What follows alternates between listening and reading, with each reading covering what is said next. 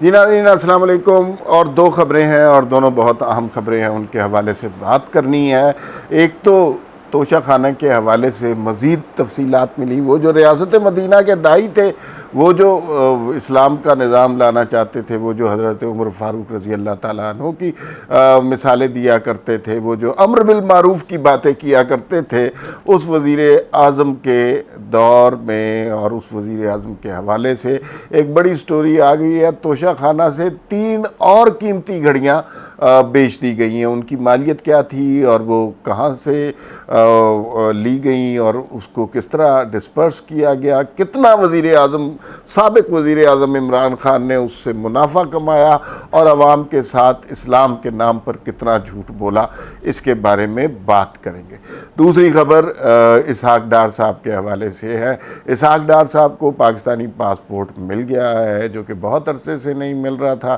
ان کے اوپر بڑے الزامات تھے اور وہ اب پاکستان آنے کا سوچ رہے ہیں۔ جولائی کے آخری دنوں تک توقع ہے کہ وہ پاکستان آ جائیں گے۔ آ کے وہ کیا کرتے ہیں، کیا کیسز کے سامنا، نیب کے جو غلط بنائے ہوئے کیسز تھے ان کے تحت پھر انہیں تفتیش کا یا جیل کا سامنا کرنا پڑتا ہے، یا ضمانت ہو جائے گی، یا پھر وہ وزیر خزانہ بن جائیں گے، یا پھر کوئی اور عہدہ بھی ہو سکتا ہے۔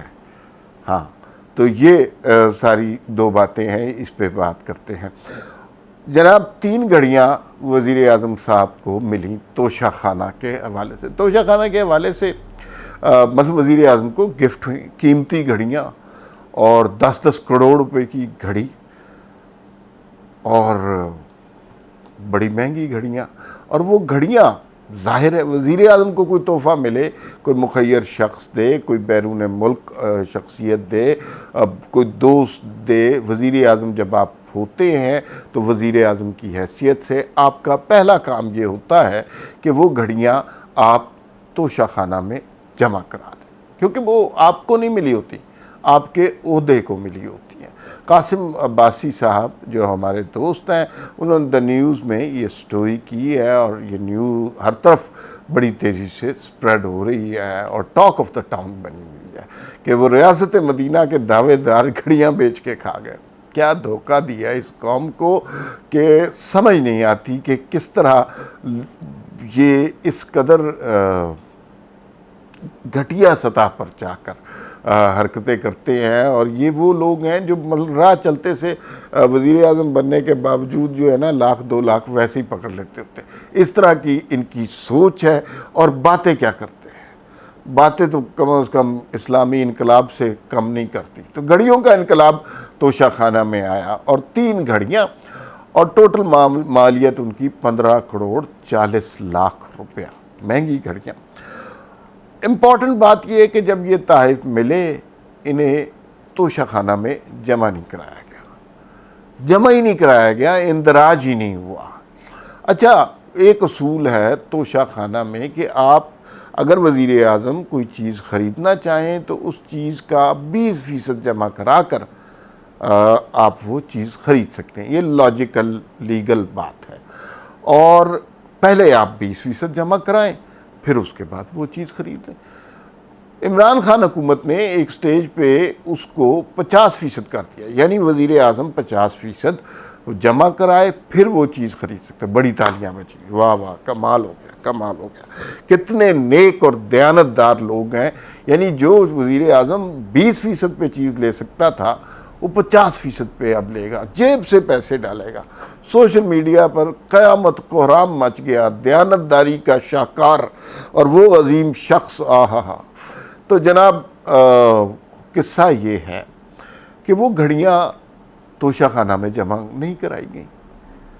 وہ گھڑیاں کیونکہ پہلے 20% جمع کرانا ہوتا ہے نا، تو جمع کرائیں گے تو پھر 20% دینا پڑے گا، پھر اس کے بعد آپ وہ گھڑیاں جو ہیں اپنے پاس رکھ سکتے ہیں، پھر بیچنے چاہے وہ جو مرضی۔ لیکن بیچنا اس لیے بری بات ہے کہ بیرون ملک کے لوگ آپ کو تحائف دیتے ہیں آپ کے عہدے کی عزت کرتے ہوئے، آپ کا احترام، عہدے کا، وزیر اعظم پاکستان کا احترام کرتے ہوئے، تو آپ کیسے وہ چیزیں اپنے پاس رکھ سکتے ہیں؟ اور اپنے پاس رکھیں تو الگ بات ہے، آپ بیچ دیتے ہیں، مارکیٹ میں بیچ دیتے ہیں. ایک گھڑی F-72 میں بیچ دی، F-72 اسلام آباد کی مارکیٹ میں ایک ڈیلر کو بیچ دی.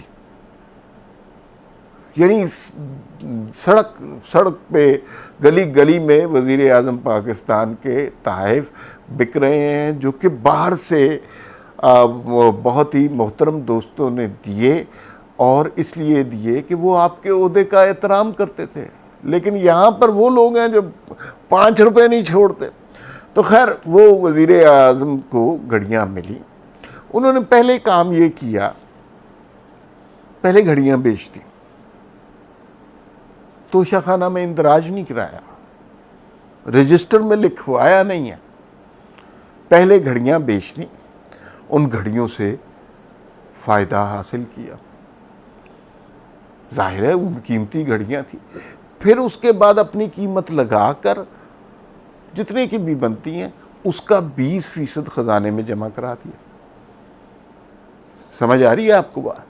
اور جب جمع کرا دیا، گھڑیاں بیچ بوچ دیں، پروفٹ کھا شا لیا، اور پتہ نہیں یہ فرا گوگی نے کھائے، عمران خان کے گھر والوں نے کھائے، عمران خان خود، ظاہر ہے وزیر اعظم کی مرضی کے بغیر تو یہ نہیں ہو سکتا.